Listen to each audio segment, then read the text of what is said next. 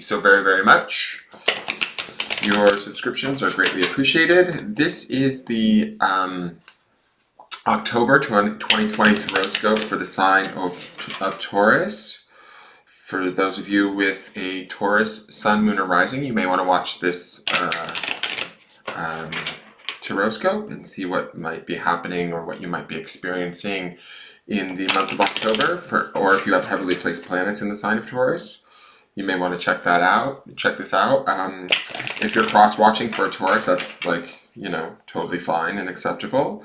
Anything that you see in this video is a broad spectrum reading, so it may apply, some of it may apply, some of it may not. Just take what you need and leave the rest. Any decisions you make after having viewed this video in your day-to-day life are your responsibility, so keeping that in mind. And if anything doesn't make sense, that's okay. It doesn't mean anything's wrong. It just might mean that you're working on something different at this time. So let's get into this. This first card is from the Witchwood Oracle, Witch's Oracle. I chose this little deck to use with the earth signs just because I felt like witches and the earth are very much intertwined and connected, and I thought that would be a good fit for the month of October. And this first card here is just supposed to be sort of like a signifier, possibly a theme or something to focus on that we might want to be aware of as we're going through the month of October. Let's see, what does Taurus need to know? Oh, my cat needs to say hello. That's what Taurus needs to know. Hi, Arthur.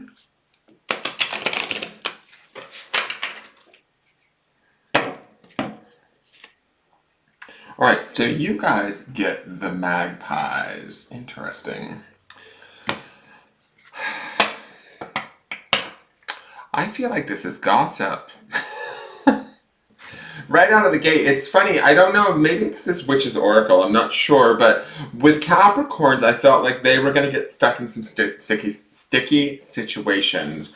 When I look at this magpie, it feels like this is sort of maybe gossip, people talking about us or us talking about others in the month of October, maybe people discussing us behind our back. I don't know why I'm getting sort of negative connotations with these cards, but it is sort of giving me this sort of feeling like it's annoying at best. Maybe it's just the earthy nature of Capricorn and Taurus, but you guys don't really like to, my feeling is that you guys don't really like to put up with too much bullshit. No pun intended, but I'm bummed. Get it? Taurus bullshit.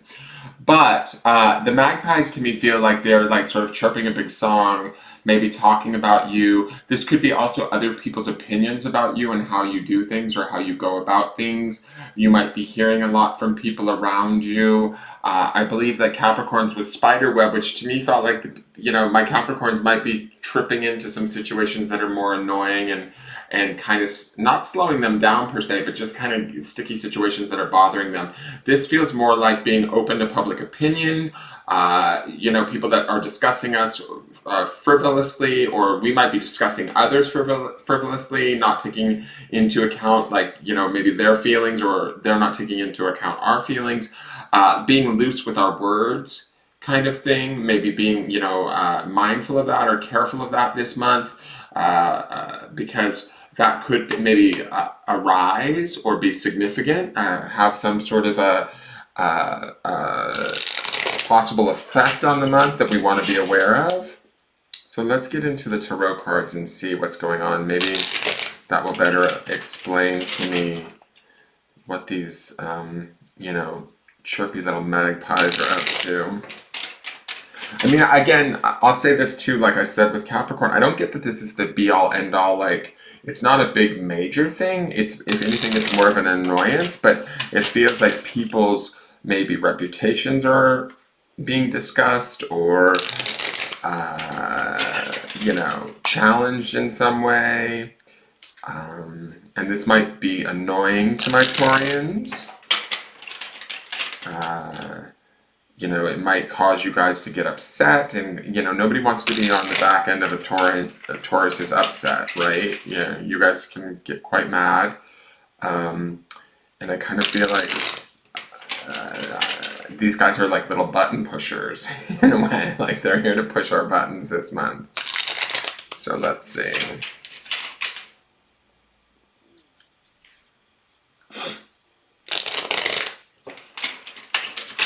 All right, this first card is the sort of where you guys are centered at in the month of October. So this kind of tells me a little bit about sort of where you're at most of the month of October. It could give me a little insight also into what you could potentially be creating for the month of October. So this is the Ten of Cups. This is a beautiful card. This is all about sort of emotional well-being and abundance, kind of completion, feeling whole, fulfilled, sort of wishes fulfilled. Everybody's happy, everybody's together. There's a lot of love. There's a lot of just a feeling of well-being, right? So I kind of like that. That might be why these magpies are discussing discussing my Taurians this month. They might be a little bit jealous much. I like this. It feels like you be a little bit more in the feels than you're normally used to, or in your emotions a little bit more so. But to me, this feels abundant and good, right? This feels like there's appreciation. This feels like there could be gratitude, just things that like sort of are really good and to be rejoiced or celebrated in a way. So to me, this feels like a very nice center to have throughout the month of October. There's also tends to represent like sort of the completion of cycles for both ourselves and the environment around us. So some of us might be coming to some endings, but there will be emotional endings that to me overall feel fulfilling or positive, right? Doesn't necessarily have like a sadness or a melancholy to it at all. I sort of feel like this is more about celebrating or being happy that, wow, we've really accomplished a lot. We've gotten to a place where we feel really good, and really being able to operate from that place in the midst of the month of October, throughout the midst of October, being really grateful for everything that you do have and really truly feeling that at a very profound level. Maybe experiencing, for some of you, this could be like being able to be reunited, say, with friends and family after having been separated for a while due to, whatever's going on in your world. That this could be the appreciation of that, or the experience of that, and the well-being that comes along with that. Now, the next card is the Foundation card. This tells me a bit about sort of what's happening in the what's happened in the past that has opened the door for all the cards to be the way that it is today. It also sort of is this card that everything's built upon. So the memory of this experience or this card could be what's sort of holding everything in place still, or driving everything forward at times. So this is the Six of Swords. The Six of Swords is not sort of the best card, right? To me, this sort of feels like this is a bit of a mental turmoil, maybe fighting, maybe struggling, uncertainty, things like that. There was maybe some, what's the word, like, there might have been a period back in the past where we were unsure, where we were being given misinformation, where our thoughts weren't very clear on what we wanted or how we felt. I feel like we've kind of gotten past that or beyond that. We've sort of shifted out of that space. And that's what this Ten of Cups is about. This Ten of Cups is sort of the antithesis of that. This is about feeling the well-being of being like relieved that, oh, finally I've reached the other side. I don't have to worry about those things anymore. I don't have to deal with those people's opinions anymore. I don't have to deal with sort of the bullshit that might have been going on, maybe a few months back or last year or whatever it is that this Six of Swords represents for each and every one of you. I feel like this being in the Foundation also is the reminder that we don't want to go back there. We don't want to go back to that uncertainty, or that, maybe having to spar or duel with ourselves or our own mind, our own thoughts, our own opinions of ourselves or others, right?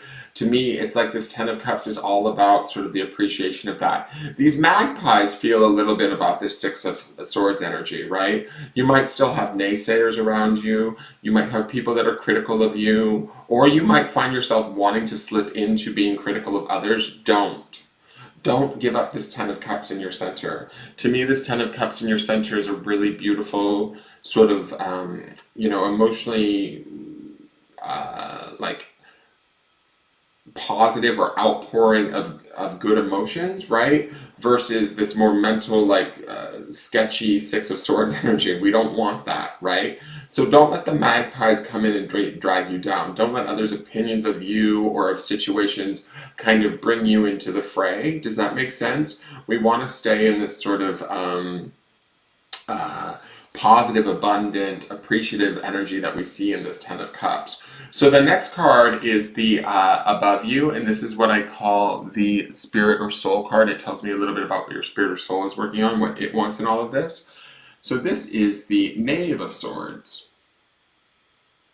So what I like about this is that we have the Six of Swords in the bottom, which is kind of like this sort of funky indecision that we maybe dealt with in the past. The Knave of Swords is about kind of learning. Knaves always represent this opportunity to learn, to grow, to be open and optimistic, to learn about new things. Swords is also the element of air and the mind. When I look at this in the spirit or soul space, to me it speaks to this idea that there's something that we're learning about or educating ourselves on and becoming more evolved about at a higher level, right? About how our mind works, right? We've maybe been trapped in like sort of shitty thinking or the not so great opinions of others and allowing those things to affect us. And we've moved beyond that, right? That's what gets us to this Ten of Cups, where we're sort of grateful for what we have. We feel good, we feel abundant. We're coming to close this chapter. I think that we feel better. The Knave of Swords up in the spirit space says to me, there's still maybe a few things to learn about how our mind works, or where we sort of get in our own way, or where others' opinions, we allow that to sort of get in our way. These magpies here are here to teach us this month. You know, if we find somebody like sort of gossiping around us or telling us about like, you know, what Betty did to Bob or whatever, don't bite, don't get involved. The Knave of Swords is like there to teach us not to sort of do those childish tricks, to not become a magpie, to not like get caught up in those dramas. And I love that when you place this guy right next to the magpie, look, he's threatening them with his sword, like, not today, bitches, I will cut you, hoes. So if you have to, you know, drop the sword, like, kind of learn, sort of, how do I want to say this? Like, learn how not to sort of mentally engage with this stuff, because it's only ever confused, maybe drained or wasted your time in the past. And you're aware of that, you know that, right? You've gotten to this better place through this Ten of Cups. So the Knave of Swords is up there to like your spirit or your soul reminding you like, no, let's learn something different. Let's not do it that way. Let's not engage our mind around, you know, whatever we don't like or whatever is not working for us, whatever is, you know, an annoyance. Let's not embrace it and like carry it and run with it and get crazy around it. Let's just sort of cut it loose and learn a different way about how to operate. Let's stay in this sort of Ten of Cups with this sort of emotional appreciation, right? And use that as our center this month, because that's going to bring about some really good things. I like that the Knave of Swords is up there. It means that we are learning something, that we are sort of kind of conquering the workings of our mind. Will it always be easy? No, not necessarily. The Knaves have that like sort of learning curve that they have to go through, but it's all about sort of learning that so that you can better yourself and be more in control and not necessarily, a victim to, I'm not saying that my Taurians are victims, but like to me that Six of Swords down below speaks more to us getting caught up in the situation and letting the situation maybe run us riot or confuse us, make us uncertain, stress us out, whatever. We're not going to allow that to happen, right? We're trying to avoid that from happening. We've already been in that period or been through that period. We're trying to do something differently and learn something differently or evolve something differently mentally. The next two cards are the outside influences. These cards are having an effect on us either positively or negatively. They are sometimes people, events, sometimes things more vague like, belief systems or energies that could be having an effect on us in the month of October. So let's see. We have the Four of Pentacles. So fours are always about bringing in sort of stability to me. This Four of Pentacles is about sort of, I like that it's an earth sign, like it's Pentacles, which is the element of earth, which is your guys' home element. Let me just see here. I kind of feel like this is sort of about like remaining practical. don't make mountains out of molehills is sort of what I'm feeling. When I'm looking at him carrying that scale, keeping balance, being stingy or holding on too tightly to what little we have. I don't get that with this card. What's calling my attention more so is him holding those scales, which is speaking to that like idea of keeping stable, maintaining balance. There's going to be situations that are coming at us that are hopefully going to allow us to practice this behavior, to not like sort of make mountains out of molehills, or to not like sort of take focus with the negative things, right? And to still like remain as positive as we can, and sort of focus on what is working, what is right, and build upon that. It may not always be enough this month, is what I feel like I want to say. Like things might at times feel like what you're receiving from other people, from situations, whatever it may be, it may not feel like enough, and that might want to be like a frustration trigger for you, Taurus, but don't allow it. That's kind of the vibe that I'm getting, especially with that Ten of Cups in the center. It's like, try and remember the abundance, try and remember the wealth, try and remember what's good about everything that's going on, and embellish that, or accentuate that, focus on that, and allow that to sort of build upon itself. Oh wow, and then the next card is the Three of Pentacles.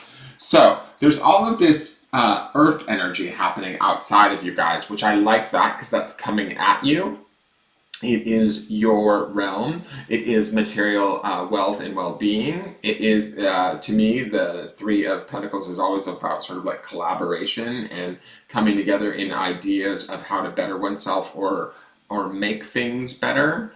You know, sort of, it could be through business or through relationships, that sort of thing. But how do we sort of better our scenario? With the 3 and the 4 both there, I sort of feel like there is opportunity here to better your financial situation, or you know, whatever it is that you kind of want to materially grow.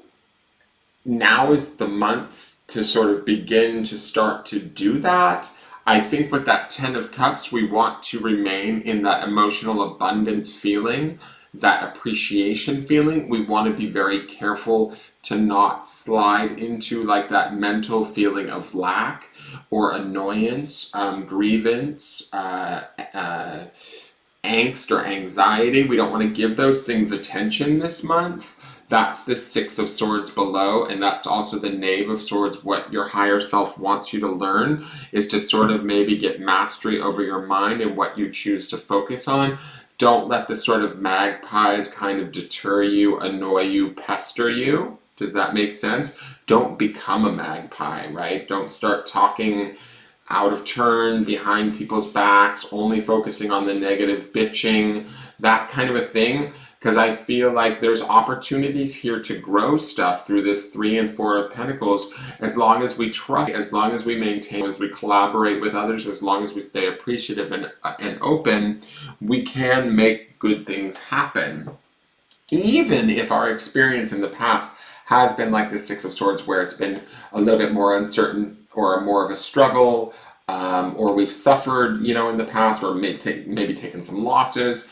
Don't allow those things to sort of dictate to you how you take on what's to come in the month of October, because I think even if it comes to you in a sort of trickle-down fashion or meager fashion, and it also has the potential, because it is Pentacles, right? I'm not saying that all Tauruses are pessimists or anything like that, but I just kind of feel like these magpies want to like get in our ear. They want to like talk us down, help us to you know, not necessarily believe in the possibility.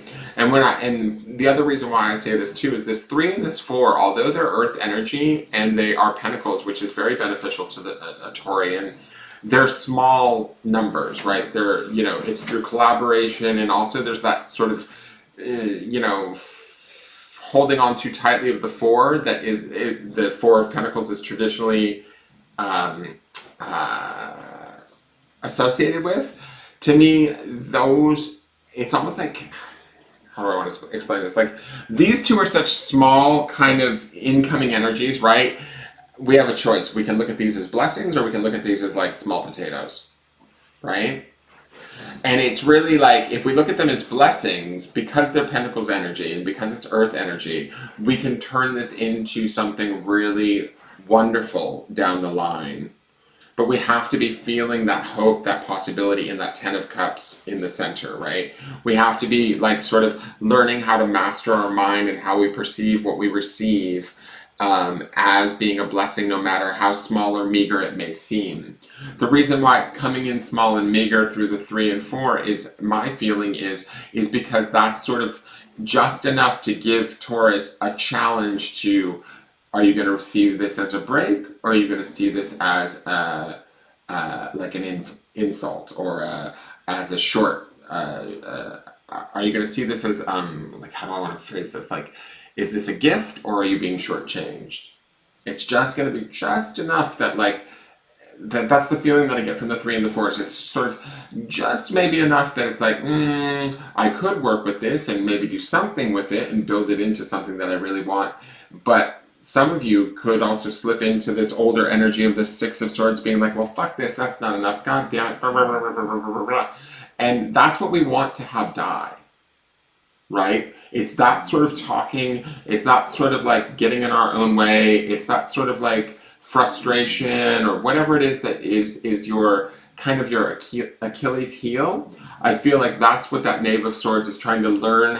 Our higher self wants our Knave of Swords to try and learn its way out of, or to stop doing. And that Death card signifies to me that a lot of you hopefully will be successful in challenging, not only challenging that, but also putting an end to that sort of behavior, right? And that's the end of that cycle. And then we get to sort of, and that's where we also see that completion in that 10 of Cups. We get to that well-being and that feeling of, I did this well, and I'm going to grow these opportunities that come to me, however small they may be. I'm going to not think negatively. I'm going to take what I can get, not take what I can get, like that sounds sort of desperate, but I'm going to take what I'm given with like an open heart and an open mind, understand that it's trying times for everybody right now, but I'm going to make the best with what I have. I'm not going to get down on myself. I'm not going to let the magpies whisper in my ear and you know, gossip or convince me otherwise, and I'm going to take this and run with it, right? And create something new. In the process of creating that something new for yourself, you will have to let old ways of being die, but that's okay. Death is a cycle that everything faces. Everything. I mean, ultimately, when you want to think about it really esoterically, like, everything has to die at some point, even, you know, things that aren't even, like, technically alive or breathing, like, relationships die. You know, jobs die. Everything is constantly changing and evolving in the universe. It has to, right? So, yes, death sounds scary, but it's really a much needed transition that has to take place so that something new can kind of come along. And as I say that to you, the funny thing is this little treasure box opens up, or caught my attention, and it sort of says like, okay, so once we do this dance with death and we put that sort of, you know, whatever that, you know, old negative thinking was from the past away, we might open ourselves up to new possibilities, new treasures, and the ability to sort of pursue those things moving into the future. I hope that makes sense for my Taurians. Y'all are a bunch of lovely, earthy, wonderful people. Please just stay positive, stay abundant, have a wonderful October. I look forward to seeing you guys next month. Please give this video a like if you enjoyed it. Leave any questions or comments. If you're watching on YouTube, please go over to Facebook and follow my business page, and vice versa. If you're watching on Facebook, go over and subscribe to my YouTube page, my YouTube channel, and I look forward to seeing you guys next month. If you want, you can tune in every morning for the daily forecast on the YouTube channel, and I will see you guys soon. All right, take care, my little magpies. All right, bye-bye.